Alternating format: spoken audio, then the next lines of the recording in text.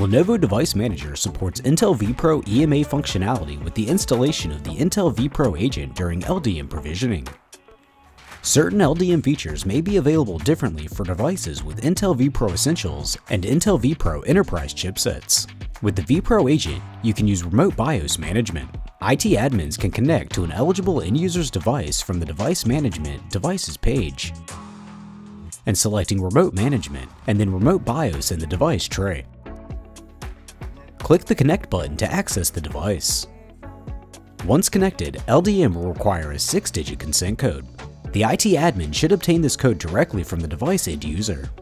Once the consent code is confirmed, LDM will access the device's BIOS settings via the Intel vPro EMA server. BIOS settings can then be remotely viewed and modified as needed. When finished, click Close and then confirm to disconnect from the device.